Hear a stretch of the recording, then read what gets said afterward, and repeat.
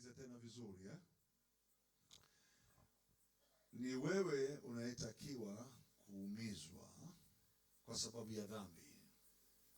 Wewe ndio unayetakiwa kwa sababu ya makosa uadhibiwe katika maisha. Mwili huu uteseke, upigwe huu mwili, uumizwe sana. Lakini Mungu akajitengenezea mwili mwingine, na katika huo mwili mwingine usiokuwa wa dhambi, hauna dhambi. Haleluya. Mungu akaichukua dhambi yako, akaipandikiza katika ule mwili, akachukua hukumu yako, akaweka kwenye ule mwili, akachukua magonjwa yako, akayaweka kwenye ule mwili, akachukua mauti yako, akaiweka katika ule mwili, akaondoa kwenye mwili wako. Mnanielewa jamani? Nitakupa maandiko ndio utanielewa vizuri, lakini naielezea kidogo hiyo ili usihukumiwe wewe tena kwa sababu ya dhambi, ili mwili wako usipigwe na magonjwa ya aina zote yatokanayo na laana, magonjwa yatokanayo na miungu, yani uchawi, mambo ya kishetani. Kuna magonjwa ya aina hiyo, au magonjwa ya kawaida ya dunia. Kwa hiyo Mungu akayaeka magonjwa yako katika mwili wake, akaweka na laana zako katika mwili wake. Tunaenda sawa watu wa Mungu? Sema amen, amen. Nataka tumfahamu huyo ambaye namsema ili atuweze kutusaidia. Ufahamu wangu ukielewa ninasaidika. Ufahamu usipoelewa msaada unakuwa mgumu. Unakosa kuona kwa nini nateseka. Ni kwa sababu akili zangu hazielewi. Na akili zikikosa kuelewa, ule uungu wa Mungu unaofanya kazi kwa njia ya imani unakosa nafasi ya kukusaidia. Unakosa jinsi ya kukusaidia. Maana Mungu ametengeneza namna ya mfumo wa imani uweze kuingia kwako ili uweko huru. Sasa ile nguvu ya kuelewa kama haipo, aliyosema Yesu, mtaijua kweli na ile kweli itawaweka huru. Kama ile huijui, unakosa kuona kwa nini nateseka na mimi nakuja kanisani kila siku. Sasa nataka tusiteseke. Sema amen, amen. Ninajaribu kutumia lugha rahisi kidogo ili tupate picha.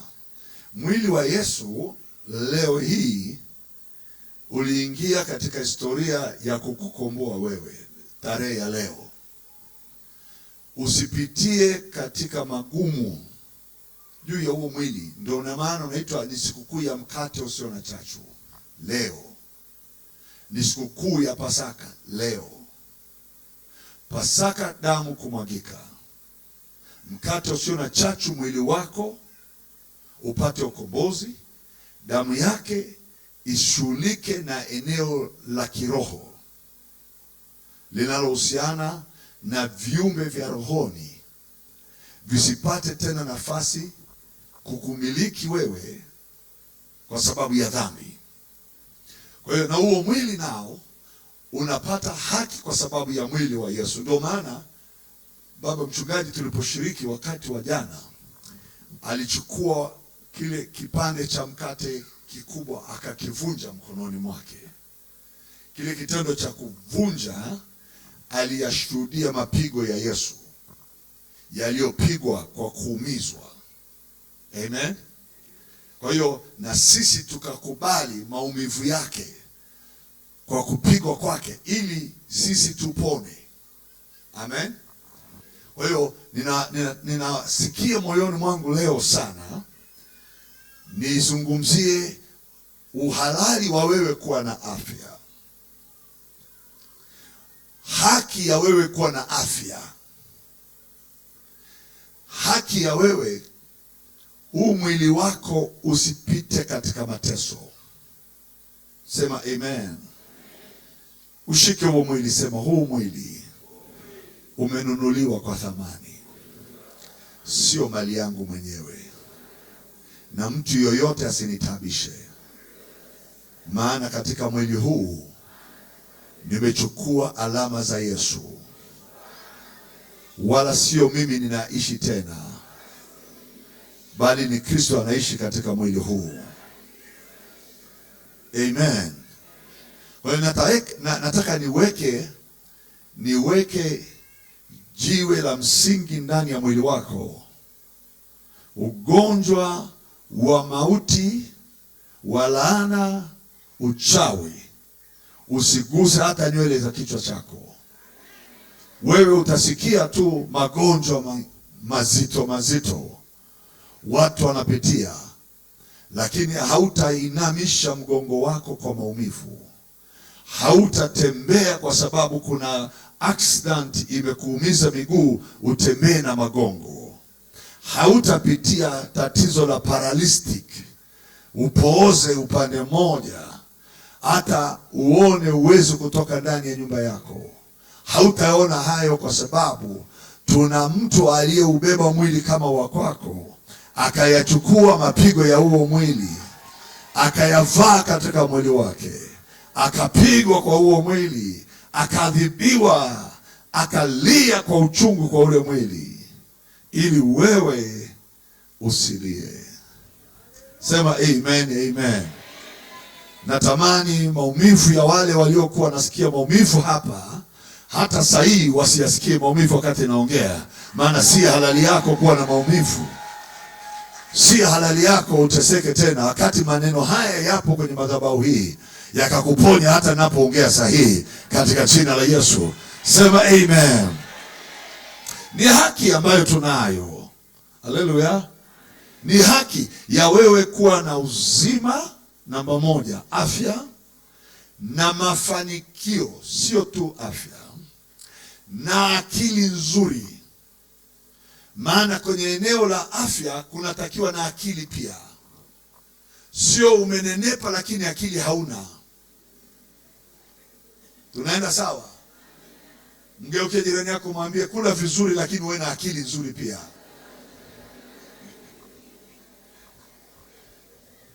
Haleluya. Akili nzuri ni kuwaza mambo na kuweza kuyatenda na kuyakamilisha. Sio unawaza alafu unafika mahali pa kutenda ngome inakataa. Sio unapata mtaji unasema Mungu akinipa mtaji nitafanya 1, 2, 3, alafu unapewa mtaji. Baada ya muda tunakuja kuangalia ule mtaji, kabla hujaanza biashara umeshakula nusu ya mtaji. Hiyo sio akili nzuri. Sema amen, amen. Hebu sema lazima niwe na akili nzuri. Weka mkono kwa kichwa. Yes, lazima ufahamu ule ndani yako, uwe na uhakika wa mambo yote mema unayotamani uyafanye na yafanikiwe. Sio kuishi maisha ya chini ya viwango vya wewe kutamani. Sawa maana kuna watu wengine wanakuambia bwana hivi vitu ni vya dunia hivi vinapita, lakini moyoni anamwambia Mungu naomba nipe. Huo ni uongo. Ni unafiki wa kiroho. Unamwona mwenzako anaendesha gari, amejenga nyumba nzuri, unasema haya mimi siwezi kuibabaikia bwana, mimi naenda zangu mbinguni. Lakini ukifika mahali una shida unamwambia Mungu naomba na mimi nipe nyumba. Tunataka tupate haki za hiyo. Amen. Ianze kama hauna, lakini unaamini ninaenda kuanza na ninaenda kuwa nayo na ninaenda kutengeneza njia na itatokea na utakuwa nayo. Isicheleweshwe haki ya wewe kufanya jambo lililo la furahisha moyo wako. Amen. Ndugu zangu, lazima ufike kwenye kilele cha furaha cha kile unachokifanya kinakuletea maendeleo, kinaleta maendeleo kwa familia. Amen. Hakuna ugonjwa mbaya kama wa hapa. Sisi wengi hapa ni wazazi. Ukimwona mtoto wako anashika pesa na haifanyi kazi, inaisha tu, inapotea tu, mzazi hawezi kufurahi. Ni kweli sio kweli? Huwezi ukafurahi hata kidogo. Unamnunulia haisi afanye biashara, alafu hiyo haisi baada ya mwaka mmoja imeshaisha kabisa na hakuna akiba ya kununua gari nyingine. Unalia mama. Unasema niliweka hii akiba yangu ili mwanangu apate biashara, asitembee bila kazi. Kwa hiyo natamani tupate uponyaji unaostahili kwenye fahamu zetu. Amen. Yaani shilingi yako haipotei. Shilingi yako inazaa nyingine. Jamani, ni Biblia inayotufundisha hiyo. Amen. Alishawahi kutokea mtu mmoja akawapa watumwa wake talanta. Huyu 5, huyu 2, huyu 1. Na baada ya muda alipenda kuja kuona kile alichotoa kimeongezeka. Ndio Mungu anayetaka hivyo. Unacho kinaongezeka. Sio unacho lakini akiongezeki. Amen. Na kwa kuwa alionyesha wazi yule aliyetoa zile talanta ni Mungu, alimwambia yule aliyezalisha 5, kwa kuwa umekuwa mtumwa mwema na mwaminifu, sasa tutachukua za huyu ambaye ameshindwa kufanya, tunakupa wewe, na tunakupa tena hizo 10, sio 5, na miji 10. Tunahitaji kuwa na miji ya kutawala. Sema amen, amen. Mungu haridhishwi na wewe kuishi na kitu kimoja, anataka kiongezeke. Mungu ni Mungu wa maongezeko. Mungu anayetaka moja izae nyingine. Sema amen, amen. Ndio kanuni yake aliyomwambia Adamu, mkaongezeke. Kuongezeka ni sehemu ya baraka za msalaba wa siku ya leo. Aliubeba ule msalaba. Sema amen, amen. Aliubeba uzito wa maisha ya kila mtu hapa. Aliyabeba majaribu ya kila mtu katika mgongo wake. Alibeba kushindwa kwako. Haleluya. Alibeba kuaibika kwako. Kwa hiyo alichukua uzito wote katika mabega yake, ili wewe usichukue uzito, ukaone njia zinafunguka katika maisha yako, na kila unachokishika kinaenda kwa jinsi ya tofauti kikiongezeka. Haleluya. Sema amen, amen. Na naweza nikakwambia kuna watu watatoka kwenye hii Pasaka hapa, walikuwa hawana historia ya kufanya kitu chochote, lakini wataenda kufanya mambo ambayo sio ya kawaida. Watazalisha na watastajabisha na kuwaonyesha waliokuwa wanamdharau kwamba Mungu yuko upande wake. Sema amen, amen. Natamani sio tu ufanikiwe, lakini mafanikio yalete na amani nyumbani kwako. Yalete starehe ya kila mtu katika nyumba yako, afurahie furaha ya nyumba yako. Ukiwa na mali, watoto wako wafurahi kwamba sisi sasa Mungu ametubariki. Ile mali isiwatawanye watoto. Amen. Baraka zisiharibu ndoa. Baraka zikusanye familia. Sema amen, amen. Watu wa Mungu mpo na mimi? Kwa hiyo nataka ule mwili wa Yesu tuuone leo ukimegwa. Amen. Sema amina, amina. Mnaenda sawa na mimi eh? Hebu fungua Warumi.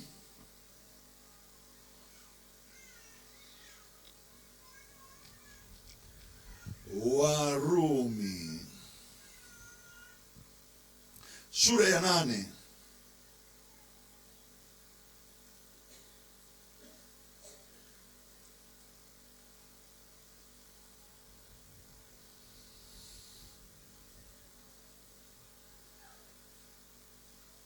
Bwana Yesu asifiwe. Wana wa Mungu, haleluya.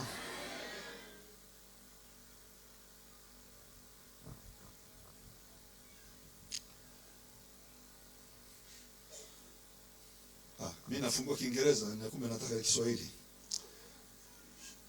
Haleluya. Warumi 8, naanza na mstari wake wa kwanza. Sasa basi hakuna hukumu ya adhabu juu yao walio katika Kristo Yesu. Sema amen. Kwa nini hamna hukumu ya adhabu? Mstari wa pili unatoa sababu. Kwa sababu sheria ya roho wa uzima ule ulio katika Kristo Yesu imeniacha huru mbali na ile sheria ya dhambi na mauti. Sema amen. Anafafanua sasa mstari wa 3. Mwandishi anafafanua maana yale yasiyowezekana kwa sheria ile ya dhambi na mauti. Amen. Kwa vile ilivyokuwa dhaifu kwa sababu ya mwili wa dhambi tuliobeba. Sawa Yaani Mungu anasema nitakubarikia na nitakuongeza. Lile neno linakuja kwenye mwili huu wa dhambi na mauti. Linakuta jambo katika mwili wako ambalo umelifanya jana au juzi. Lile jambo linarudisha ile baraka nje. Badala ile baraka ingie, lile kosa la mwaka juzi linazuia ile baraka Mungu amesema haingii kwako. Tunaenda sawa Na badala baraka ingie, inavuta laana, inavuta magonjwa, inaleta hukumu katika mwili wako. Matokeo yake sheria ile ya dhambi na mauti inakupeleka kuzorota katika afya. Mwisho mwili wako unakuwa dhaifu kwa kufikiri na kwa kutenda, na hata katika hali yoyote ya kibinadamu ya afya bora unakosa. Mwisho tunakupoteza kwa haraka. Sasa ile sheria ya dhambi na mauti ikakutana na sheria nyingine. Sema amen, amen. Inaitwa sheria ya roho uzima, ule uliokuwa katika Kristo Yesu, kwenye mwili wa Yesu. Sasa amen, haleluya. Kwenye mwili wa Yesu kulikuwa na sheria ya roho uzima. Maana Yesu hajatenda dhambi, Yesu hajawahi kukosa, mwili wake haujui dhambi, kwa sababu haujazaliwa na mtu mwenye dhambi. Tunaenda sawa sawa? Nikisema kuzaliwa na maanisha baba, simaanishi mama. Unanisikia watu wa Mungu Kwa hiyo mbegu ya mtu aliyemzaa haikuwa ya mwanaume mwenye dhambi. Yusufu alizuiliwa, hakumuona Mariamu. Kwa hiyo alibeba mimba isiyokuwa na mwanamume ambaye ndani yake kuna ule uharibifu na mauti kwa ajili ya dhambi. Kwa hiyo akaja neno akaingia ndani ya Mariamu, akatungwa mimba Yesu, akazaliwa, akatoka ana mwili uliobeba sheria ya roho uzima. Amen. Haujabeba sheria ya dhambi na mauti. Bwana Yesu asifiwe.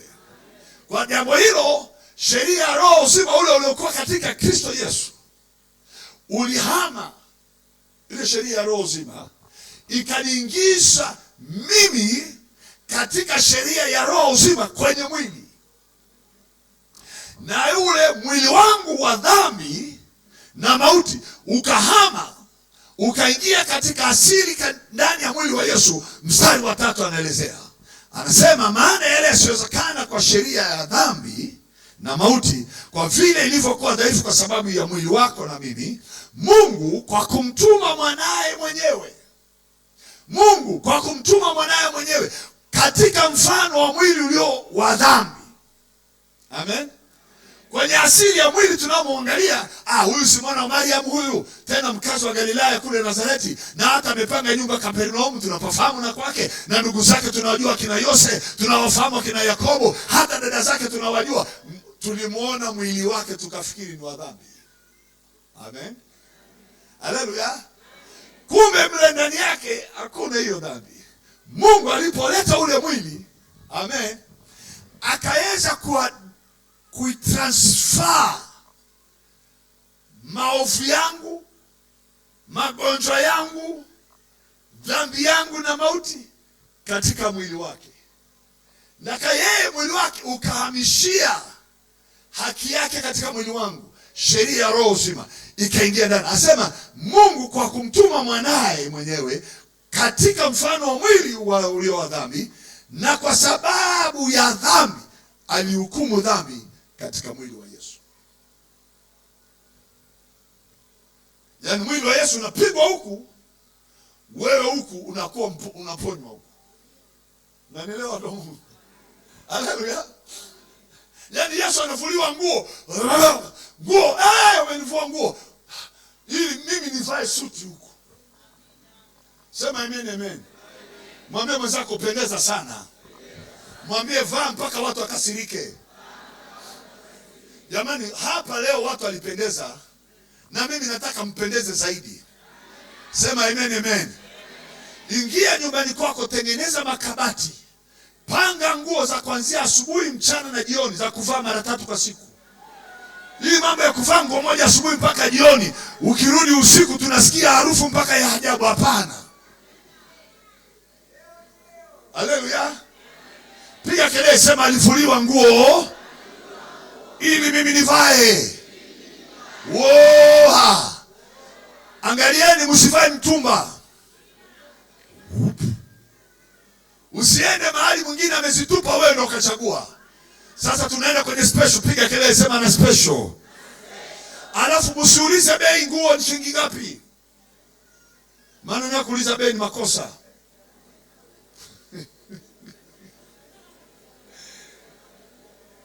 Mimi nilishawahi kukutana na hicho kisirani zamani. Tuliwahi kupelekwa kwenye mahubiri nchini Korea Kusini. Tumeenda kuhubiri, wahubiri kule, nikajikuta na mimi ni mmoja wapo wahubiri waliokwenda kuhubiri Korea. Walikuwa kutoka katika nchi nyingi za dunia, kwenye kanisa moja linaloitwa Nam Seoul, lililoko katikati ya mji wa Seoul, Korea, linaloitwa Presbyterian. Na mimi nikawa nimebahatika kuitwa huko kama mmoja wa wahubiri. Nikajikuta na mimi na wahubiri wa Argentina, wa Amerika, wa Kenya, wa wapi, wa Uingereza, wa Afrika Kusini, wa Australia, wa China, wa Pakistani, wa wapi, wa Philippines. Tumekutanika huko, tuko wengi. Wahubiri zaidi ya 25. Na wengine na makanisa makubwa ya watu 10,000, watu 7,000, watu 8,000. Mtu tu anaongoza kanisa la watu 20,000. Kwa hiyo tumekutana wahubiri, kila mmoja anajua huyu mwenzangu ni mhubiri kuliko mimi. Bwana Yesu asifiwe. Nimepokelewa vizuri siku ya kwanza, nimefurahi sana, nimepelekwa kwenye jengo la kanisa. Jamani, kuna majengo ya kanisa? Amen. Sisi bado tunajifunza kujenga. Na tusichoke, tutaendelea kujenga. Amen. Haleluya. Sisi tutafunguliwa akili, tutajenga. Sio kwamba mawe ya kujenga hakuna, yapo. Sementi ipo, lakini jinsi ya kujenga ndio tunafikiria tunakosa, kwa sababu huku juu tunasema hatuna hela.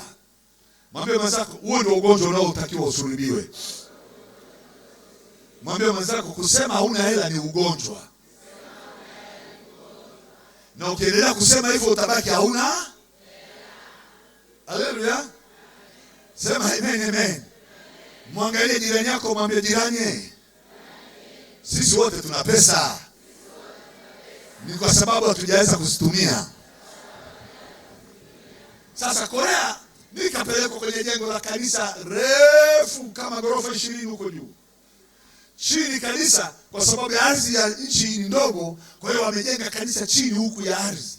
Kwa hiyo wamechimba chini sana, wakajenga huko chini. Alafu hapa kwenye floor ya kwanza ni parking ya magari, alafu ya pili ofisi za kanisa, alafu ya 3 nyumba za wageni.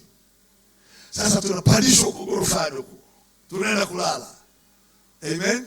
Tukaambiwa jioni saa 11 tunaenda kununuliwa vitu vya kukaa mwezi mzima Korea, nguo za kuvaa. Sasa nimeenda na sanduku langu na zaidi ya suti 4-5, lakini ninaambiwa zile za kwako ni chafu, ziache. Kwa hiyo tukaenda kununuliwa nguo sasa. Amen. Haleluya. Sema amen, amen. Gari la kanisa ni basi kama haya mayutong unayoyaona yanaenda Dar es Salaam, haya luxury. Haya magari yalikuwepo kwa hawa jamaa siku nyingi, huku ndo anaanza kuingia. Mazuri, kanisa lina mabasi kama 200. Maana kanisa lina watu 60,000. Viti 60,000. Sisi tumepata viti 500 hapo, tunamshukuru Mungu. Wenzetu wana makanisa wanasema 10,000, 40,000, 60,000. Now Seoul Presbyterian ina watu 60,000. Sasa liko huko chini, huko kanisa limejengwa. Mpaka unafurahi. Watu wanajenga mpaka unafikiri hata mbinguni kuna nini tena haja ya kwenda, ni hapa tubaki. Hadi kuna raha kitu huko tunayo. Sasa tukachukuliwa na mabasi wachungaji. Tunapelekwa kwenye maduka ya nguo. Amen. Tumeambiwa na mwenyeji wetu, sasa mnaingia kwenye hili duka, mtabeba nguo za kutosha mwezi huu mzima. Kwenye hilo duka ni koti na suruali peke yake ndio zipo. Mashati ni mahali pengine. Soksi ni mahali pengine. Mafuta ya kujipaka ni mahali pengine. Kule maduka ukikuta suti ni suti tu. Huku tunachanganya suti na vitenge. Hiyo ni shida. Tunatamani yoyote akuja wakitenge aende na apate na suti aende. Wenzetu suti. Tukakuta kanisa, ile duka ni kubwa. Ni kubwa, ile eneo la kanisa ni dogo. Yaani kule barabarani ni kubwa mno. Mwenyeji anaitwa Pastor Kim akatuambia, sasa wageni wangu, ingieni ndani ya duka, chukueni suti za kutosha kwa mwezi mzima. Hatukuuliza bei kwanza, tukamwambia nini? Tumeambiwa tuchukue. Amen. Sasa tukaingia, mzungu, mchina, mwafrika, wote tuko pamoja. Break ya kwanza unakimbilia kuangalia suti gani inakufaa. Sasa kichwa cha kila moja kilikuwa kinafikiria bei kwanza. Kuna hiki kikamba hiki. Hiki inaandikwa bei hapa. Kila mmoja anaangalia bei. Tunakuta bei kwenye kile kipindi ilikuwa suti moja $7,000. Ilikuwa miaka hiyo dola moja ni shilingi 1,000.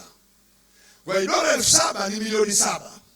Koti na suruali milioni 7 ya Tanzania. Nilipoangalia hivi nikasema hii Kim hana hii hela, ngoja nikatafute nyingine. Nikaenda natafuta za bei rahisi, sizipati. Sasa akili yangu mimi nilikuwa nahangaika mwenyewe. Nikajua ni mimi natafuta ya bei ya chini ili Pastor Kim aweze kulipia. Kule mlangoni nje alituambia kachukueni. Mimi naingia na akili yenye majivu ya umaskini. Nataka kujua bei. Na siambiwa nikaangalie bei. Umaskini ni mbaya. Unaambiwa karibu tukupe, utakula nini? Unaulizwa utakula nini? Unasema chochote tu. Ukiambiwa utakula nini usiseme chochote. Wewe anza kutangaza wali, nyama, supu, kuku, mayai. Maana anayekwambia utakula nini anavyo vyote. Sawa? Sema amen, amen. Lakini kama mtu hana ya kukupa, hakuambii utakula nini. Anachofanya tu, wewe mtoto nani? Kaleta Coca-Cola au Pepsi. Unaona unatoa Pepsi mbili hapo mbele. Sawa? Unakunywa Pepsi unamaliza, unafikiri na unamaliza ya pili. Alafu akikuletea ugali kumbe tayari gesi imejaa tumboni, hawezi kula tena ili watoto ubakize watoto wale nyumbani. Ndio wajanja tunafanyaga hivyo. Kama unaona mgeni anakuja na una chakula, mpe soda kwanza. Gesi ikijaa tumboni, chakula hali tena. Wamama nimewapa siri, sawa?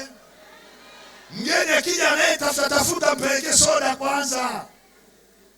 So na hapa watoto chakula cha watoto. Tumeingia kumbe kila mtu anaangalia bei kwenye suti. Nilifikiri peke yangu.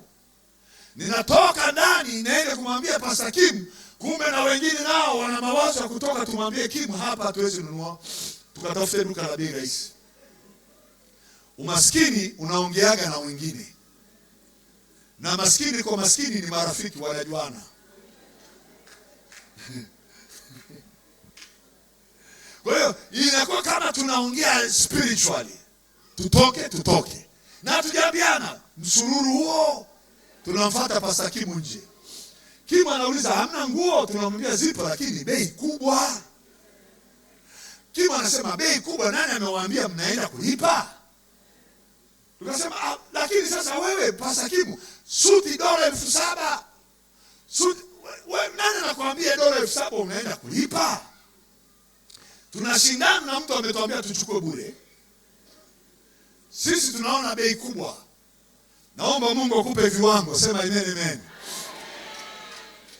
Mungu anataka ujenge nyumba nzuri.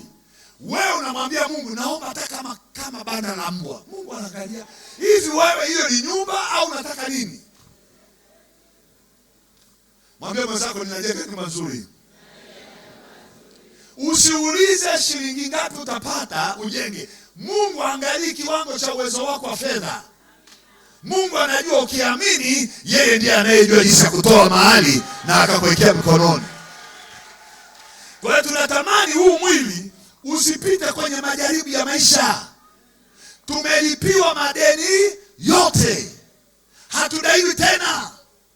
Alafu bado sio unalipiwa, unaulizwa na change ya malipo tuliolipa tunakuongezea. Yaani Mungu umesimamishwa mahakamani, anatokea mtu wa kukufadhili ile fine unaipigwa na hakimu hauna, si ndio Lakini mtu ananyanyua mkono. Mimi nilishawahi kumfanyia mtu mmoja, mchungaji mmoja Mkenya. Huyo mchungaji Mkenya alikuwa wala si kanisa langu, lakini nimesikia amepelekwa mahakamani na amegombana na mtu, amepigana na mke wake. Mke ameamua ile achana na mchungaji, acha mkokote mchungaji amburute. Kumbe kashaandaa na mashahidi wa kusema mchungaji alikuwa anaua mke wake. Sasa mimi nikaamua kwenda mahakamani ili nitafute jinsi ya kumsaidia mchungaji asije akakwama. Nikatafuta wachungaji wa kwenda kumwekea msamaha, hakuna mchungaji aliyetaka, wachungaji nao wanaogopa. Nikasema acha niende. Nikaondoka, tukafika mahakamani na nikapata na watu wawili wa kusindikiza ambao sio hata wa Kristo. Ili kama tukisaidiana tutafute na vitambulisho vya kijiji twende tumtoe. Hakimu akasema, "Mchungaji unapiga mke?" Akasema, "Siwezi kupiga mke. Siwezi kupiga mke wangu. Nampenda mke wangu sana." Sasa mashtaka yametoka wapi hapa? Mama tu. Sijajua kwa nini ameamua kufanya hivi. Mlalamikaji yuko wapi? Akainuka mama mmoja hapa, shahidi wake. Mke wa mchungaji amelazwa hospitali karibu ya kufa. Hakimu akasema hivi, "Mama, angalia tukifika hospitali tukikuta hamna huyo mtu." Hapana, amenituma yuko nyumbani. Okay. Hii dunia ni mbaya hii. Mchungaji kesi ikaenda akaambiwa utapiga faini kwa ajili ya sio ya nini.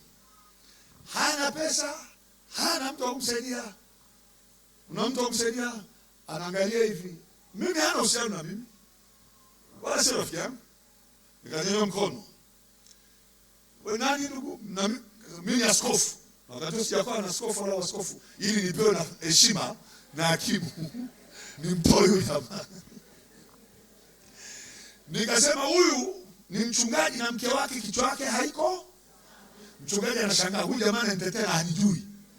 Halo? Nikasema nimekuja hapa nimtoe na hiyo faini ninalipa. Yaani mchungaji anashangaa. Nikalipa faini, ilikuwa shilingi 50,000. Nilikuwa miaka nyuma sana. Miaka mingi zaidi ya 30 huko nyuma.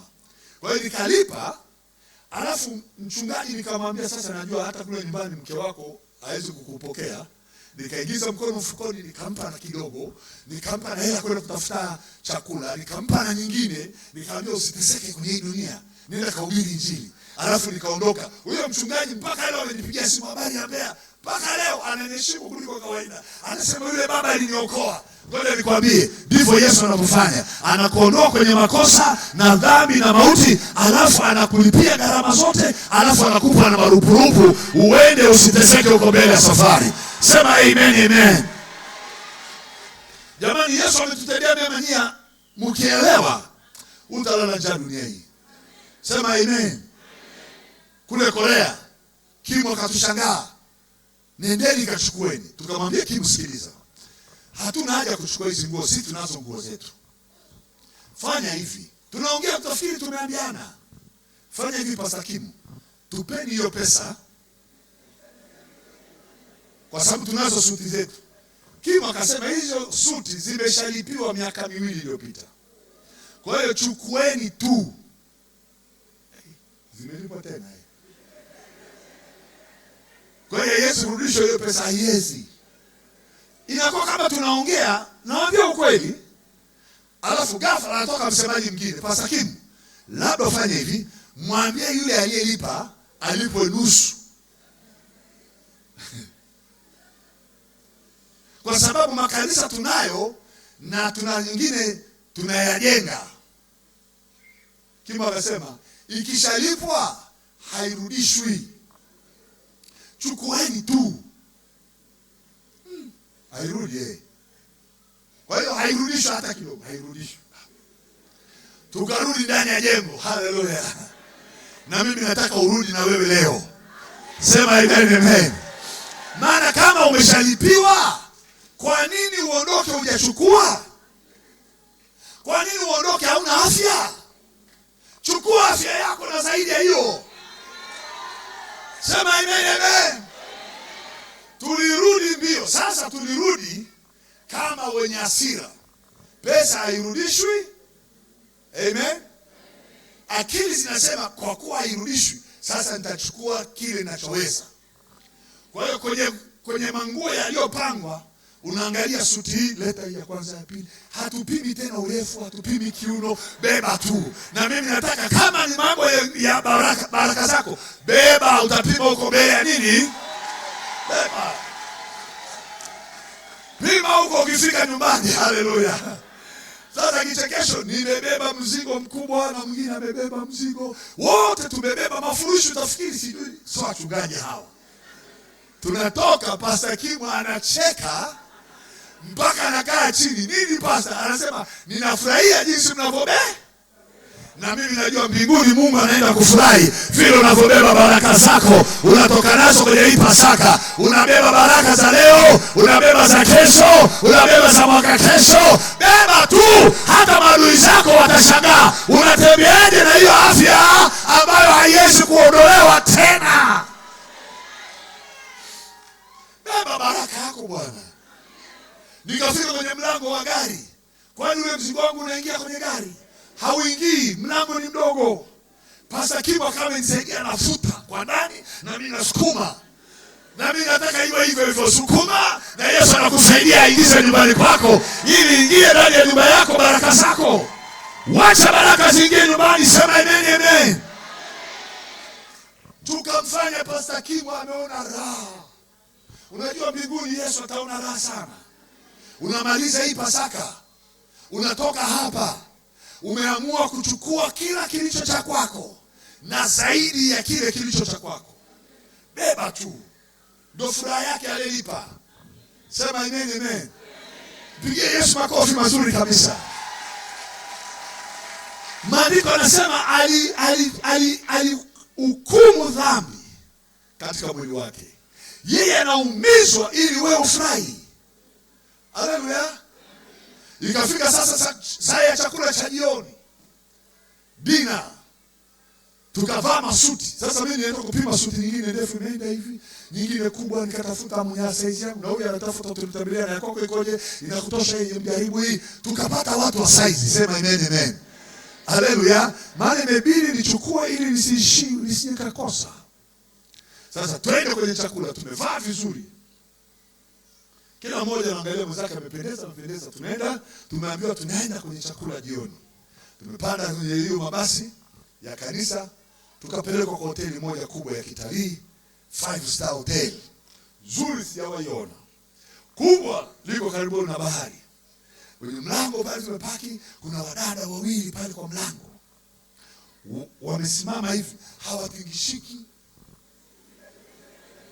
Unajua ukiwa mzuri ukosi kazi Ni mzuri. Yaani ule uzuri wake hauhitaji kwenda shule. Anaambiwa tu akae hapo mlangoni.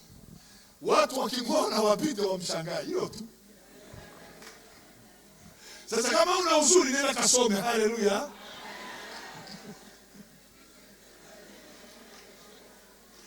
Sasa na mimi, Bwana Yesu asifiwe. Mimi nikaona wanasema wewe, nikafikiri sanamu.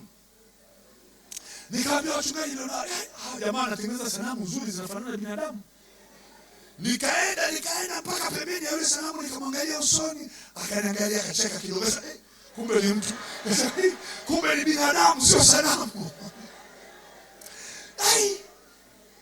Nikashtuka, nikaingia ndani, nikasema Mungu wangu, sije nikaa nimekwaza watu. Nimekosea sheria za watu. Mimi yani kidogo tu ningemgusa. Sababu naona kama ni sanamu, ngozi imenyooka, nywele zimenyooka. Jamani, wadada muwe na hela. Mkikosa hela mnachoka haraka. Muwe na nini wa mama? Wacha niseme na wa mama, muwe na nini? Mwanamke achokage akiwa na hela. Ndugu yangu, nilishai kumuona dada mmoja anaenda kufunga harusi, amezeeka kidogo. Ameingizwa saluni hivi. Alipotoka sio yeye. Hata bwana harusi anauliza, bibi harusi amekuja? Yes, huyu hapa. Hamjui ndio yeye tena. Mwanamke anabadilishwa. Ngoja una hela. Mungu we. Utafikiri shule ya kata ilivyochoka. Sasa Bwana Yesu akupe pesa, sema kwa sauti amen. Maana ukiwa na vazi, ukiwa na hela, nguo ni nzuri, mafuta ni mazuri, ukienda saluni, vaa vizuri, pendeza, tengeneza nywele. Wewe uone siku hizi wanaume waende na wake zao kanisani. Mama atangulia na kuja. Kwa nini? Mama anatangulia huyo kanisani. Kwa nini anatangulia? Kwa sababu baba anaogopa. Mama amechoka. Lakini ngoja ziingie mkononi. Niyo mama mnanisia nataka huu mwaka mshangaze watu. Hauzeeki tena. Ziingie mkononi. Utaingia dukani unatoka na gauni la 300,000, 400,000, 600,000. Ukiingia saluni ziko nywele bwana za 300,000, achana na hizo nywele za shilingi 15,000. Si ni kweli? Au amnezo nywele za 300,000? Zipo mpaka milioni. Nenda kwenye harusi waone jinsi watu wanavyovaa. Haleluya. Amjajuaga kwamba kuna wanaume wanaenda kwenye harusi tu wanaangaliaga hivi. Mke wa fulani amevaa, wamama wengine wanaangalia mke wa fulani amevaa. Wamama wanaangalia, wanaume waangaliwe kama amevaa. Mwanamume anaweza kaja hata kwenye mayebo, hamna mtu anajali. Lakini wamama, oh my God, never. Au sio? Wamama mpo hapa? Mwangalia mwenzako, mwambie mbingu imefunguliwa kwa ajili yako. Mwambie lazima upendeze. Na mimi natabiri katika jina la Yesu, mwaka huu lazima watu wakushangae. Lazima watu wakufurahie. Piga kelele, sema amen, amen. Mama yangu amekufa na miaka 99. Mama yangu mzazi. Lakini yule mama alikuwa mrembo mpaka uzeeni. Siniwaambia baba yangu alimpata. Baba ananiambia nifanyie mpango. Kaambia huyu hapa una shida, wewe nipe mpango. Mama bado ni mzee lakini ngozi imenyoka. Amen. Na mimi nataka asizeke mwanamke yeyote hapa. Unaitwa, una wajukuu, una watukuu, na wale wengine wanaitwa vilembwe, na yule wa mwingine vilembwe ngazi. Hao. Lakini bado una mwili mzuri, una afya yako, maana kuna mkate uliopigwa, uliovunjwa. Sema amen, amen. Ukavuliwa nguo ili uvae, ili uwe na mwili mzuri wa kumpendeza Mungu. Mpigie Yesu makofi mazuri kabisa. Tumefika, nimalizie habari hiyo niingie kwenye neno. Tumefika hotelini. Amen. Hoteli ni kubwa. Pastor Kim akasema sasa hii hoteli ni buffet, kila mtu atakula anachotaka. Hakuna cha waiter hapa, nenda kajipakulie mwenyewe. Meza imeanza kwenye gate ya kanisa kule, imezunguka mpaka karibu garage kule, imeenda hivyo. Acha hizo buffet zetu za harusi. Kuna kuku tu hapa, kuna kachumbari hapa, pilau, wali mweupe, kabeji imekaa hapa na pilipili hapa. Achana na hizo. Watu wanajua vyakula duniani. vimepangwa. Alafu sasa tatizo ujue hata chakula kinaitwaje. Kwa hiyo nikamuuliza mwenyeji, hii supu ni ya nini? Akaniambia hii ni ya samaki, inafanana na hii chupa. Nikasema samaki gani? Akasema shaki. Nikasema ngoja niweke. Na hii ni nini? Sasa sijui chakula gani nakula, nikachota. Sababu imeshalipiwa, kwa nini sichote? Haleluya. Ukienda kwenye harusi utacheka, utakuta baba mzima kabisa na kitambi, lakini lisani soda iko huku, maji yako huku. Huyo sasa unajiuliza huyu mzee, si aende kula alafu arudi tena? Wapi ikisha? Niende nayo. Kitu cha bure kina raha. Amen. Tukaanza kutembea, huyo nikaenda nikapiga sani, nikarudi tena raundi ya pili, nikapiga na ya tatu. Sasa kwa sababu tumbo halijazoea kula vitu vya aina hiyo, nikasikia huku kunaanza kuguruma, kunakuja huku.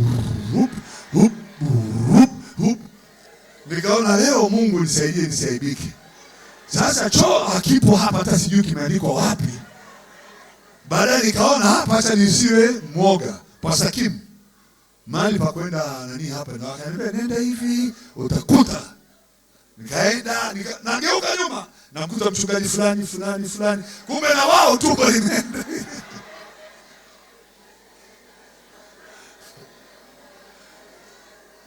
Sasa Wakorea wamesoma, wamejenga. Tukaingia, kila mtu ana room yake.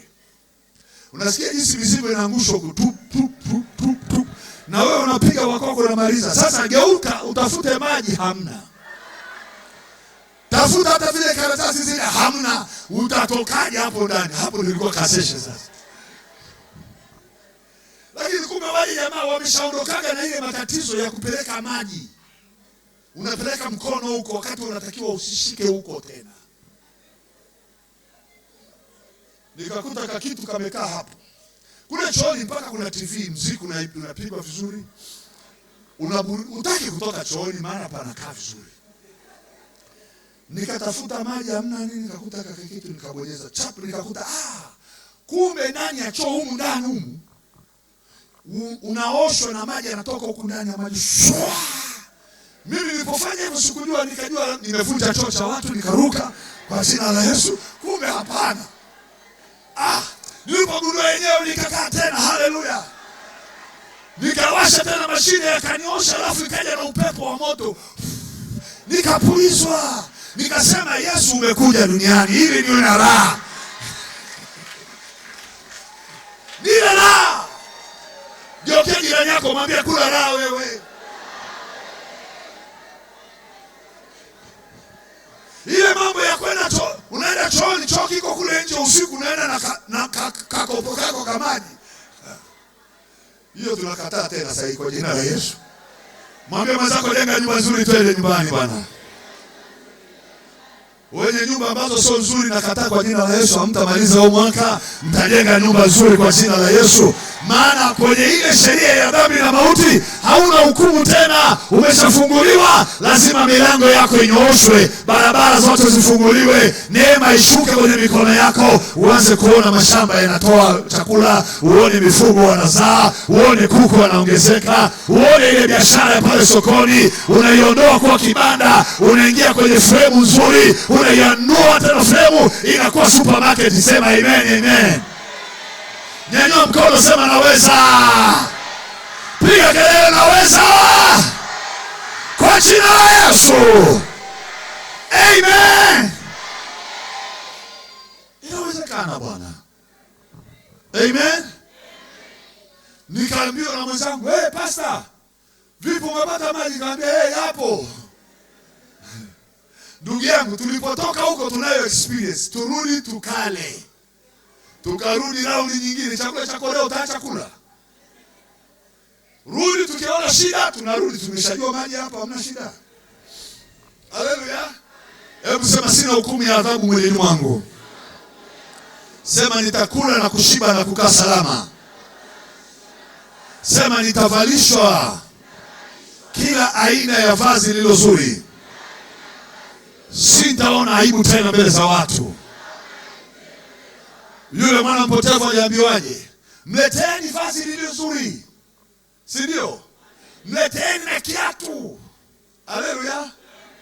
mvalisheni na pete mkononi. Mimi napenda niwe kama yule mtoto mwana mpotevu alivyorudi. Haleluya. Mwana mpotevu alifanyaje? Alikuwa anajua Yesu sio mrithi. Mrithi ni kaka yake. Sawa sawa Akamgeukia baba yake akamwambia, sasa mimi naona mambo ya kukaa hapa kwako haitakaa vizuri tukagombana na huyu mrithi hapa. Wewe nipe kilicho cha kwangu. Nitajua huko mbele. Baba anajua huyu sio mrithi, mrithi ni huyu. Si ndo mzaliwa wa kwanza huyu mkubwa. Mwanangu kile cha kwako nilichokuandalia hichi hapa. Jana akachukua, akageuka njia, akaenda zake. Alijua anaenda kule, anaenda kufanya kazi, atafanikiwa. Matokeo yake akakuta na watoto wa mjini kule wajanja, wakamaliza hela yake. Tafuta kazi hapati. Tafuta biashara hakuna.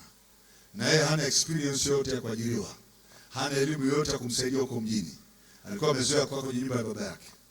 Matokeo yake akapata mahali pa kujishika, akaambiwa kalishe nguruwe. Na kile chakula cha nguruwe utakuwa ukila na wewe huko huko. Yule bwana akaona afadhali acha nikae na nguruwe. Akakaa huko, akaona hali yangu mbona nazidi kwa mbaya. Biblia inasema akapata akili. Amen. Alipopata akili akasema, ni watumwa wangapi katika nyumba ya baba yangu wanakula na kusaza, na mimi nakufa hapa kwa njaa. Nitainuka, ile neno nitainuka, nitakwenda kwa baba yangu, nami nitamwambia nimekosa juu ya mbingu, sistahili kuwa mwanao, nifanye kuwa mtumwa. Maana amesema mtumwa anakula na kusaza kule kwenye nyumba ya baba, anaishi vizuri, mimi huku nakufa na njaa. Ni heri niwe mtumwa kwenye nyumba ya baba. Akaondoka. Biblia inasema akiwa mbali baba yake akamwona, na alipokuwa anakuja baba akamkumbatia, akambusu. Anamwambia, baba nimekosa, sifai hata kuwa mwanao. Baba asikiliza hayo maombi. Leteni vazi, leteni kiatu, mvalisheni, chinjeni ndama aliyonona. Leo chinjeni ndama aliyonona, tufanye sherehe, tule na kunywa hapa leo. Maana mwanangu alikuwa amepotea, amepatikana. Alikuwa amekufa, sasa amefufuka. Alikuwa ameahidiwa hapa, hana akili, sasa anayo akili. Sema amen, amen. Na alipokuwa na akili, kaka yake hayuko nyumbani, yuko shambani. Kaka huyo anakuja, anasikia kelele za watu wanaimba na kucheza. Anamuita mtumwa, njoo. Wewe nani? Njoo. Kuna nini kwenye nyumba ya baba? Anasema, baba, ndugu yako amekuja na baba yako amemchinjia ndama aliyonona. Yule kaka mkubwa akazira, akakaa nje. Akasema, siingii huko ndani kwenye sherehe. Siingii. Kwa nini mimi babangu nimemtumikia baba yangu hajawahi kunifanyia? Siingii. Akagoma.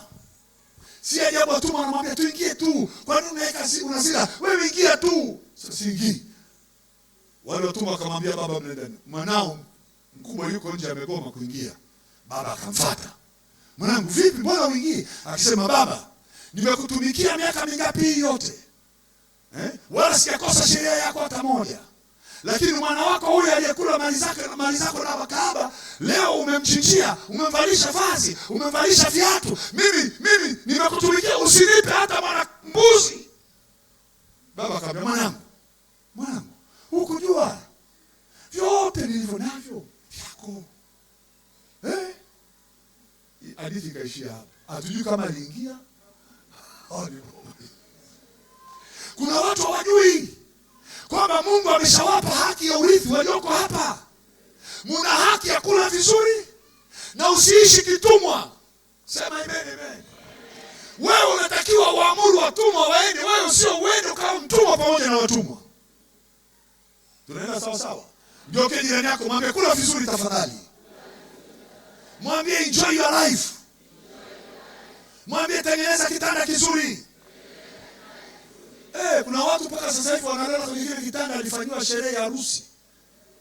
Miaka 35 ulipooa kule nyuma, ukaletewa kitanda ndio mpaka leo unacho na godoro lile la Tanform. Anasema lalia babu mpaka na mjukuu. Yaani wewe bado unalalia hiyo godoro kweli? Mungu wa Israeli. Jamani, haya magodoro mimi nayafahamu. Ukiyalalia mwaka tu yanabonyea. Alafu mtoto amekojolea, ameshamaliza sekondari, mjukuu na yana bado kiko ndani ya nyumba. Kochi bado ni lile lile. Ukikaa kitandani, kitanda kinaanza kuimba pambio. Naomba hicho kitanda kafanye kuni jioni ya leo. Mungu anataka uingize vitu vipya ndani ya nyumba yako. Kuna baraka zinatokea kuanzia sasa katika watu walioko hapa. Nataka kila kilichoko ndani ya nyumba yako kiwe kizuri. Sema amen. Jamani, siku hizi hata zile televisheni za mgongo hatuna. Lakini kwako inafanya nini? Si unazikumbuka zile televisheni za zamani?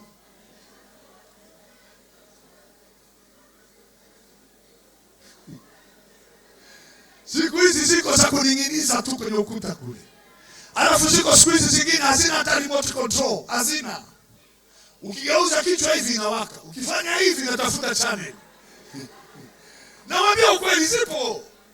Ukifanya hivi inakuja Upendo TV. Ukifanya hivi inaenda kwenye Tumaini. Ukienda kijio, yaani unachezesha bila kitu cha kufanya na mkono. Halo? Ngeuke jirani yako mwambie badilisha vya zamani sasa. Sema sina hukumu ya adhabu tena.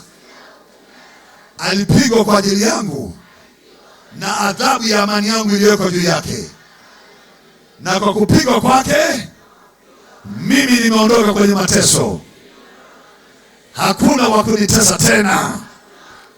Pigia Yesu makofi mazuri. Kuna haki tulionayo.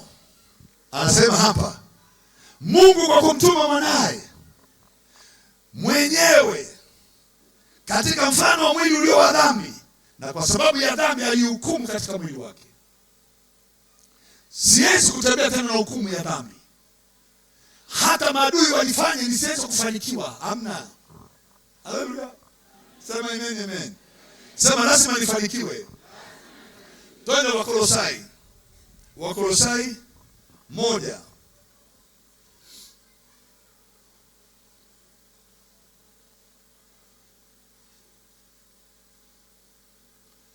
Wakolosai 1.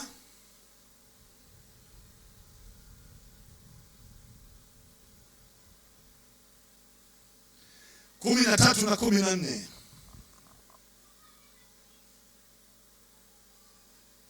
Anasema naye Yesu alitukomboa katika nguvu za giza. Amen. Akatuhamisha na kutuingiza katika ufalme wa mwana wa pendo lake, ambaye katika yeye tuna ukombozi, yaani msamaha wa dhambi. Sema amen, amen. Neno linasema alitukomboa, alituokoa. Hebu sema na mimi pamoja, alinikomboa. Sema tena, alinitoa, aliniokoa kutoka katika nguvu za giza, akanihamisha, akaniingiza katika ufalme wa mwana wa pendo lake. Ndugu yangu, tuko hivi leo. Tuko hivi. Umeokolewa, umekombolewa. Sawa sawa. Sema amen, amen. Haujaachwa kwenye lile eneo ambalo maadui zako watakutesa. Amen. Alipokukomboa, alipokuokoa, alikuhamisha. Sawa? Alifanya nini? Alikuhamisha. Na alipokupeleka amekuingiza katika ufalme wa mwana wa pendo lake.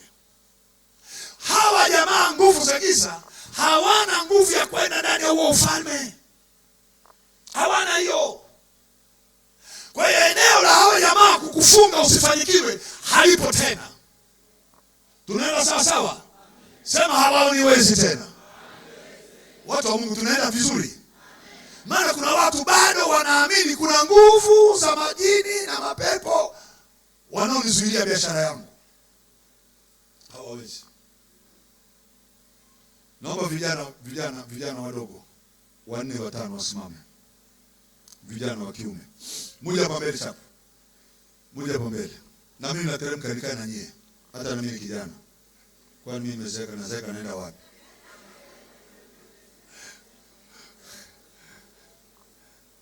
Haya. Naanza nakaa na yule mbele. Wewe utanishika mimi. Na wote mshika huyo. Na wote mshika, na wote mshika. Sawa? Tuangalie hivi. Wote tugeuke huko. Msadi, wewe kaa nyuma yangu. Nikumbatie kwa nguvu. Kumbatie kabisa. Usiniachie. Usininyonge, lakini unaniua huyu jamaa anataka kuniua. Hii jamaa ina nguvu hili. Na wewe mkumbatie huyo mwenzako. Na wewe mkumbatie mpaka mwisho kule. Halo? Tumishi wa Mungu simama. Huyu jamaa amekuja kuhubiri Injili. Amen? Na nilipokuja kuhubiri Injili, nikaiamini hiyo Injili. Sasa nilipoamini, hawa jamaa hawataki kuniachia. Amen? Kabla ya hiyo jamaa, nikienda mahali sasa tunaenda pamoja. Unasikia eh? Tunatembea pamoja. Nikienda, huyu jamaa hapa umaskini, anaendelea kusema huyu ni wa kwangu tu. Wa nyuma ni nani yeye? Wa pili. Tuseme magonjwa haya. Laana, twende. Tunatembea na haya yote usiku na nini? Na mchana. Nikiomba maombi ya sala yetu ya baba yetu bado wako na mimi tu. Hawani hashi. Sasa jamaa mwinjilisti akatokea. Alipohubiri tu nikaamini. Nilipoamini tu nikapata msamaha wa nini? Wa dhambi. Hii nguvu ya huyu jamaa iliponiachia. Amen. Huyu jamaa njoo basi mtumishi. Nguvu ya Mungu iliyokuja kunikomboa ikanitoa kwa huyu jamaa. Hebu nishike tena. Sasa mimi nilikuwa najiokoa mwenyewe wakati Mwokozi yuko hapa. Fungue mikono huyu jamaa. Amen. Sasa ameshanikomboa, si ndio eh? Lakini akiniacha hapa hawa jamaa watanifuatilia. Kwa hiyo huyu bwana nishike basi. Akaona nisibaki hapa, ananihamisha. Amen. Ananipeleka, ananiketisha pamoja na Baba katika ufalme wa Mwana wa pendo lake. Sasa hawa watanitafuta kila mahali, huko hawaruhusiwi kuja. Piga kelele sema hawezi kuja huku. Na mimi nataka nikuhakikishie watakutafuta, watakuona. Mbona mnaenda? Amtaka hata niwape mkono. Zoezi tumelitoa pamoja jamani. Mmebarikiwa. Mpigie Yesu makofi mazuri. Sema ya kale yamepita, yamekuwa mapya. Sio mimi ninaishi tena, bali ni Kristo anaishi ndani yangu. Sema tangia sasa hakuna mtu yeyote atakayenitabisha.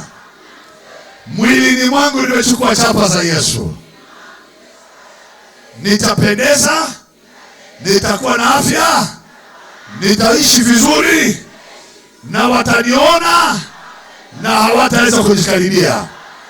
Ameandaa meza mbele yangu machoni pa watesi wangu.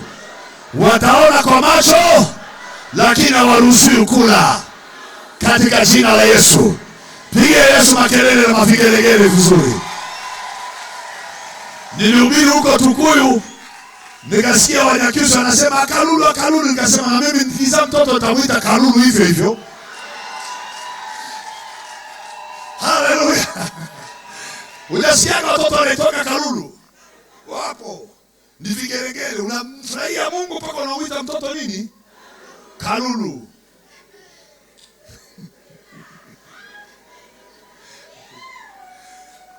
Haleluya. Nyanyua mkono juu na mnaisema amenikomboa, amenihamisha, ameniingiza kwenye ufalme. Hawaingii huko kwa jina la Yesu. Amen. Shangilia tena kwa makofi mazuri.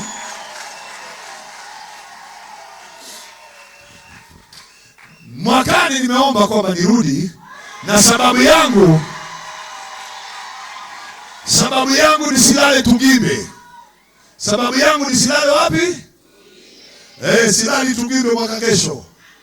Lakini nitakutana na watu watakao kuja kumwambia mchungaji, mimi naomba tafadhali, naomba Absalom anapokuja mwakani alale kwenye nyumba yangu ninayojenga.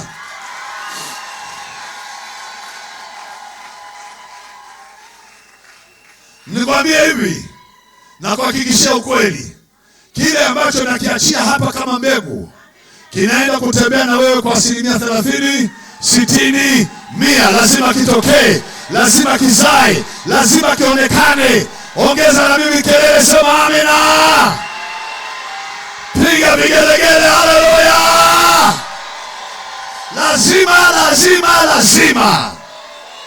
Lazima. Mwambie jirani yako lazima. Sema wakichukia wameze wembe. Sema nayaweza mambo yote katika yeye anitia nguvu. Sio mimi ninaishi, bali Kristo anaishi ndani yangu. Mimi ni mshindi na zaidi ya kushinda. Amen. Nina muda wa kutosha bado. Nakupa andiko lingine. Amen. Muko tayari? Watu wananisikiliza lakini mnaamini? Mnaamini ninachokizungumza eh? Sasa kingine ninachokiona katika ulimwengu wako wa kiroho, amen, ni nafasi. Na nini? Hebu sema nafasi. Yaani kuna mahali ambapo umebanwa. Kila mtu ukifungua biashara na wengine wanafungua wote. Hii unaenda kufungua, hii unaenda kuanzisha, ni wewe peke yako utakaye kuwepo katika mji huu mwenye nafasi nzuri katika hiyo biashara. Sema amen, amen. Ongeza kelele, sema amen. Haleluya. Ngeuke jirani yako mwambie nipe nafasi. Sheria ya dhambi na mauti haina nguvu na sisi. Amen. Sasa nikupe yale niliyoanzisha juzi jana, nikasema hivi. Haleluya. Kwenye kitabu cha Warumi 8. Naomba uyasikilize haya maneno. Haya mahubiri na rekodi. Unanisikia? Sitaki nirudi nayo Arusha. Nataka kila mtu ayachukue haya mafundisho. Biblia inasema imani huja kwa kusikia. Nilihubiri Kibaha maili moja. Mwanamke mmoja akachukua mafundisho akayapeleka nyumbani kwao Tanga. Dada yake alikuwa amesharudishwa nyumbani kwa ugonjwa wa kansa. Kwamba nenda sasa, hakuna jinsi utakaweza kupona, ni heri uwahi nyumbani ili kama msiba utatokea kusiwe na gharama nyingine ya kukusafirisha. Kwa hiyo mgonjwa anakuja anajua mimi narudishwa nyumbani, najua naenda kufa sasa. Kwa hiyo ikachukuliwa CD zangu hizi, zikapelekwa huko Tanga.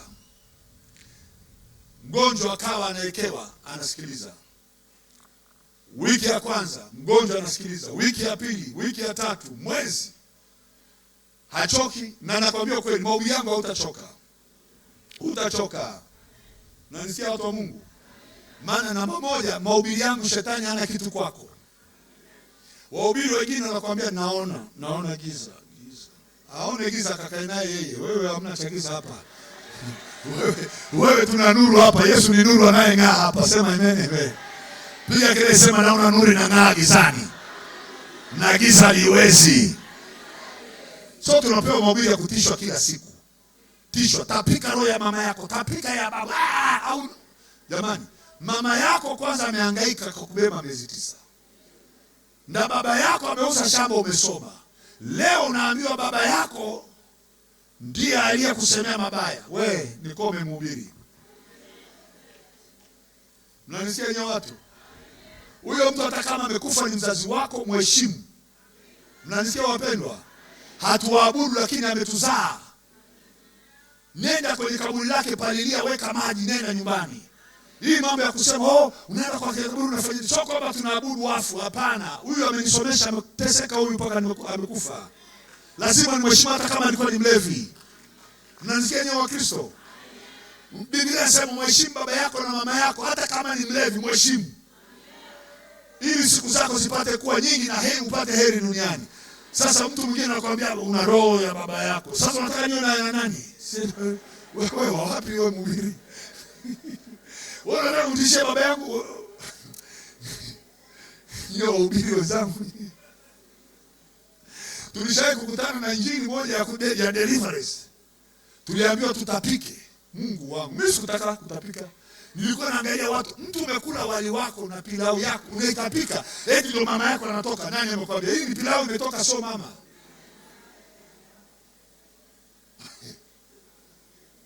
Yaani niliona watu wanakaza. Tapika! Na unataka kujitapisha kabisa. Wapi hiyo? Yesu angekuwa anafanya hizo huduma tusingeokoka leo. Haleluya. Nyanyua mkono juu, mwambie, sema sitatapishwa na mtu hapa. Sema nimetakaswa ndani na nje. Yes. Unatapishwa. Hivi unatapishwa babu yako wa zamani. Mimi babu yangu simjui, lakini aliweka shamba na nikapewa urithi. Wewe mtapika huyo mzee? Acha lale kule kaburini salama na shamba lake ninalo. Haleluya. Hii mambo unaniambia nimtapika yule baba wa watu. Hawa wahubiri hawa sijui wametokea wapi.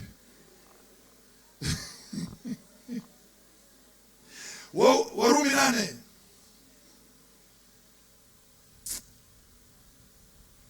Na kusomea alafu naenda kumaliza kama nakimbia.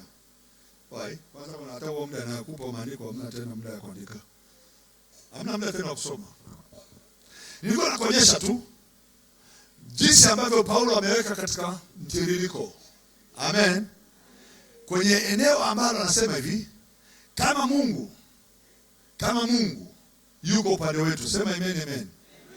Kama Mungu yuko upande wako, ni nani? Amen.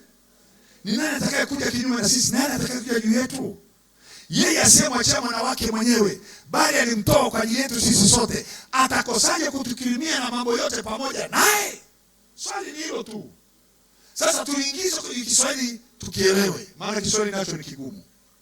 Yeye aliyemtoa Yesu, amen, hakumzuia asije duniani. Aliongea tumtume, na akasema nitume mimi. Amen. Akamwambia nenda. Bwana Yesu asifiwe. Aliyemtoa, ambaye Yesu amekuja kwa ajili yetu. Amen. Amepigwa kwa ajili yetu. Amevuliwa nguo, amedhihakiwa, katemewa mate, kadharauliwa, kachubuliwa, kaishi kwenye mapigo mpaka mahali anakata roho. Amen. Maandiko yanasema huyo Mungu wa namna hiyo aliyemtoa Yesu kwa ajili yetu, kwa ajili, atakosaje kutukirimia? Mnanielewa watu wa Mungu? Kukirimiwa na mambo yote. Hii simu inauzwa labda 500,000 au 300,000, si ndio?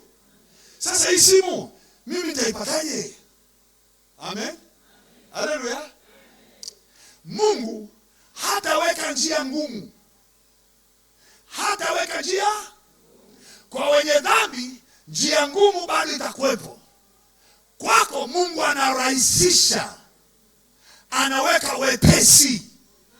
Njia za kuingiza mapato yako hazitauingizwa kwenye ugumu. Wenye kuzuia usifanikiwe wameondolewa. Wenye kusababisha uwe maskini wameondolewa. Wenye kutaka ufe maskini wameondolewa. Sasa Mungu anatuma malaika wakukirimie kutembea na wewe. Cha kupata kwa tabu miaka 2, ukipate kwa miezi 2. Sema amen, amen. Kwa kukisotea sana kwa miaka mingi, Mungu anakifanya kwa muda mfupi kabla mwaka hujaisha. Sema amen.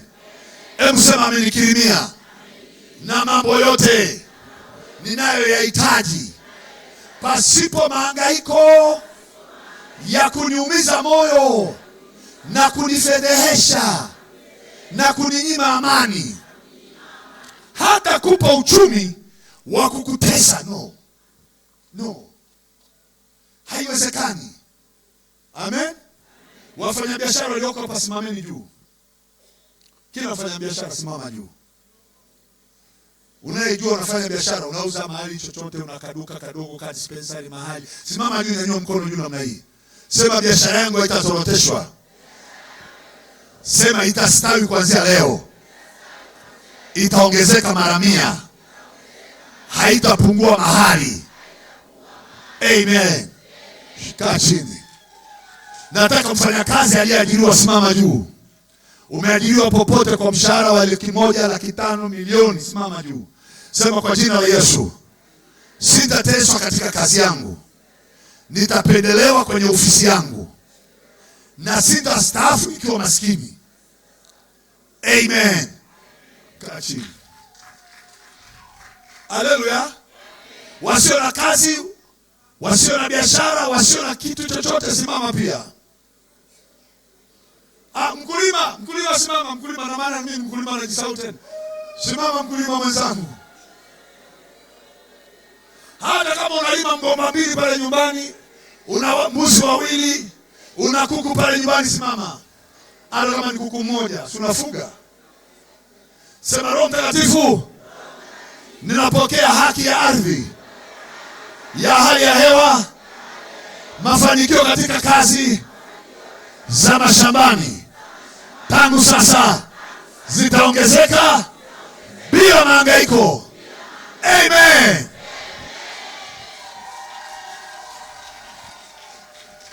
Haleluya. Mnaamani mpaka hapo? Sisi wengine ambao tujapata kazi bado tunatafuta, simama pale ulipo. Au utatafutwa sasa. Utatafutwa, nataka kazi kutafute. Maana kuna watu wanasema mimi sina kazi natafuta.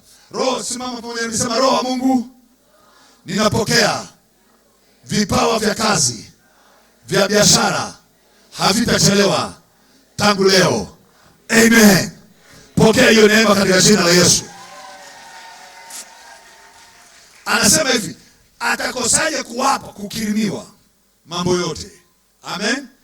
33, sikiliza anaposema. Naenda haraka sasa, muda wangu umeenda. Na nyinyi mnakaa tu na nisikiliza hapa. Hamtaki kwenda nyumbani. Mchungaji mwafundisha wakae watu wanisikilize tu. 33 anasema, ni nani atakayewashitaki wateule wa Mungu? Mungu ndiye mwenyewe aliyewahesabia haki. Ndugu zangu, huna mtu mwenye mdomo wowote wa kukutengenezea hila. Halo? Viumbe vya kiroho. Hapa anapouliza ni nani, anamaanisha viumbe vya kiroho, viumbe vyenye mwili, wanyama, marine spirit, sijui roho za nani, wowote wanaotafuta kuongea wakutengenezee hila uumie. Tunaenda sawa? Ni nani atakayewashitaki wateule wa Mungu? Mungu mwenyewe ndiye anayewahesabia. Hebu piga kelele, sema, sioni mtu yoyote wa kunifanyia hila. Atakayeinuka kinyume na mimi hajazaliwa wala hatazaliwa tena, kwa jina la Yesu. Amen. 34, ni nani atakayewahukumia adhabu? Wow.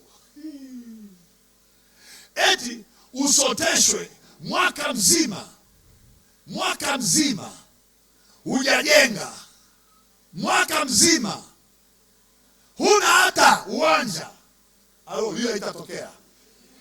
Mwambie mwenzako, sina hukumu yoyote ya adhabu. Sema tena kwa sauti, hakuna wa kunihukumu, hakuna wa kunishitaki.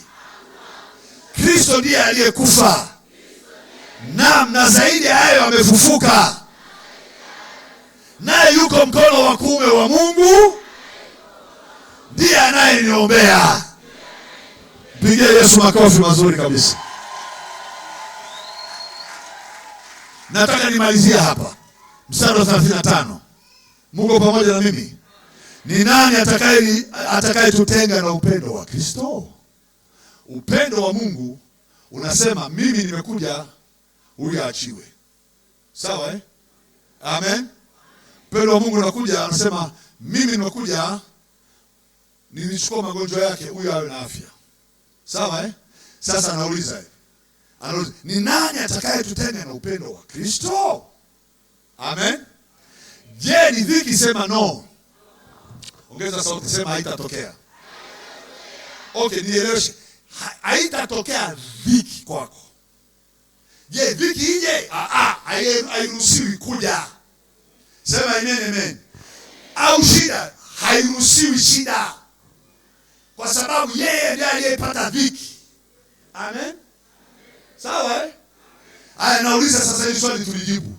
Mimi ninachotaka kusema ni kusikia tu kwako sema haitokei, au unasema hamna, au unasema no. Amen. Ni nani atakaye kutenga wewe na upendo wa Kristo? Je, ni dhiki? Sauti sema no. Je, ni shida? Je, ni adha? Je, ni njaa?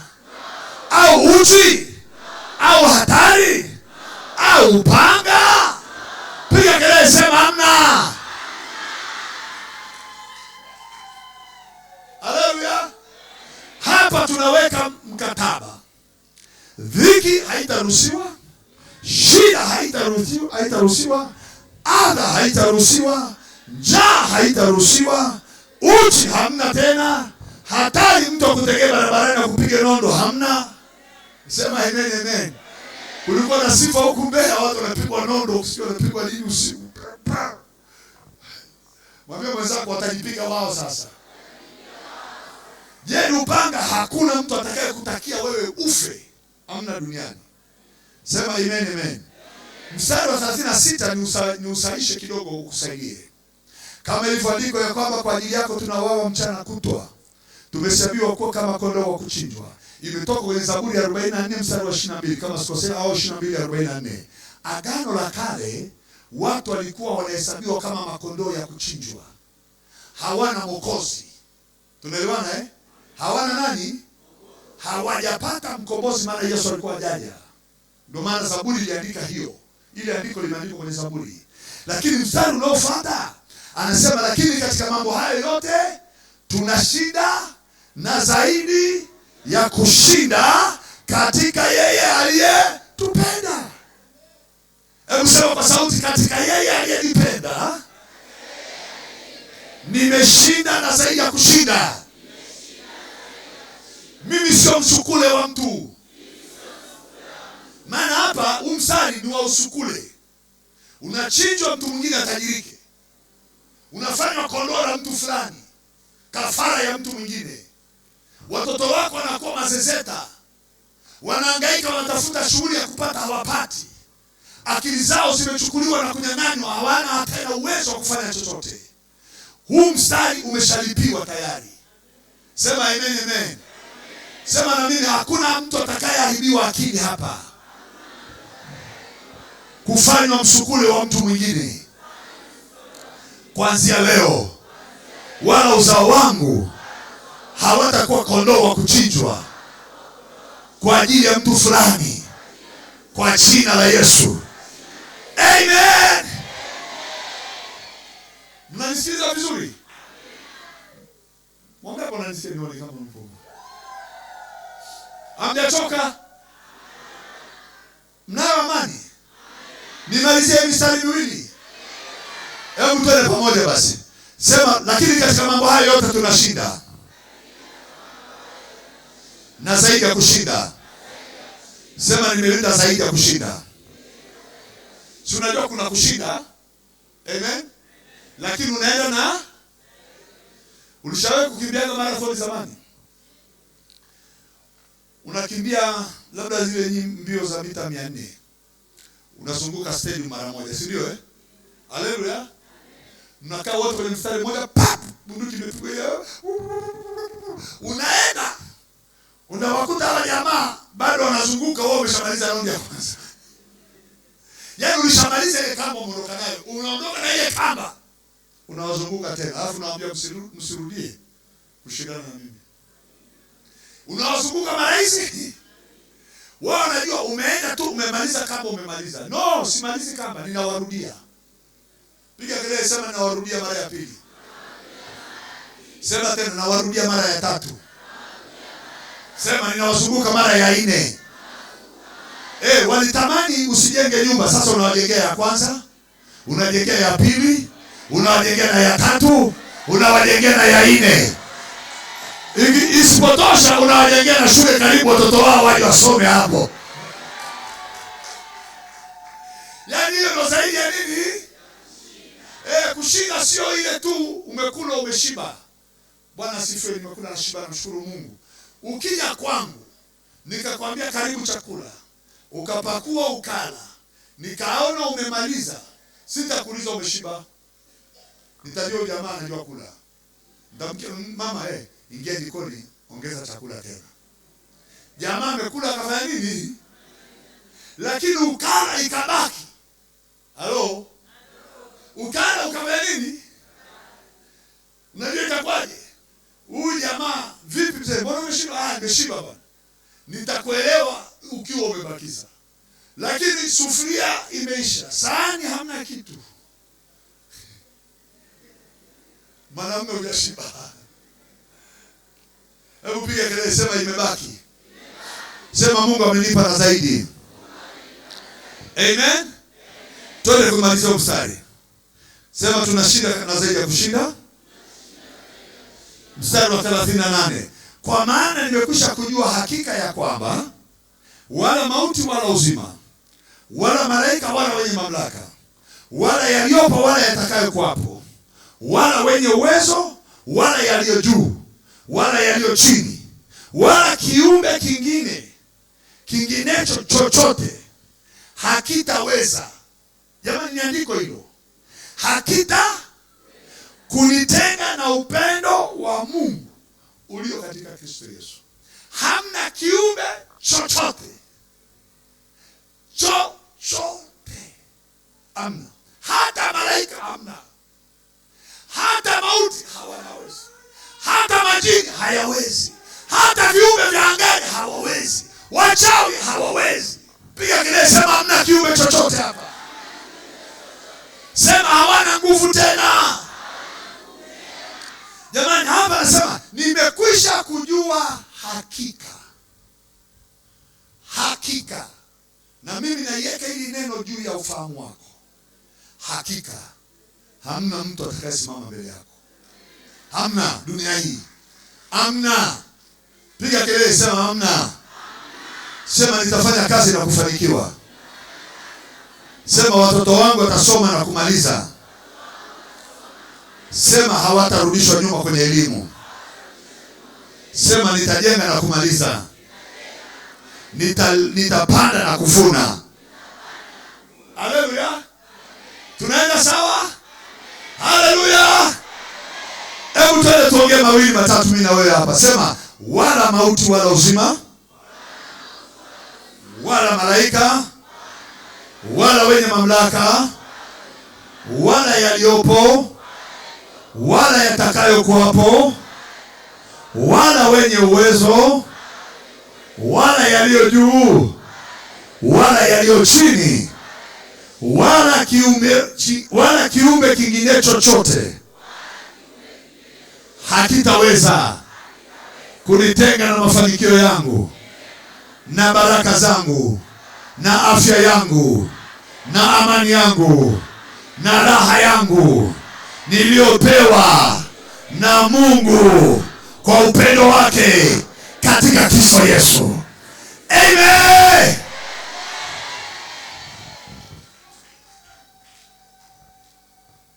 Hiyo ni Biblia. Imenipa haki. Sasa natoa tahadhari. Kwa sababu tumeshaambiwa hakuna mtu kingine chochote, hata walio juu wala walio chini, wala wenye mamlaka wala wenye uwezo. Ninatoa tahadhari. Na hii tahadhari yangu inafanya kazi. Kuanzia leo mtu yoyote asijaribu kukunyoshea kidole chake kwa kinyume na wewe, maana hataweza simama tena. Hatutamuona tena juu ya uso wa nchi. Hatutamweza kumpokea tena kwenye udongo huu. Udongo utampokea huko chini, lakini huko juu hatakaa. Piga kelele, sema amen, amen. Natoa hiyo tahadhari, maana malaika hawaruhusiwi, wala wanadamu hawaruhusiwi, wala majini hayaruhusiwi, wala kiumbe chochote. Kwa jina la Yesu sema amen. Sema amen. Hicho ndio kigelegele cha Waisraeli. Nataka nikuage sasa hivi tuende tupumzike, lakini nimeambiwa nikupe bahasha. Hizi bahasha ni kwa ajili ya kuweza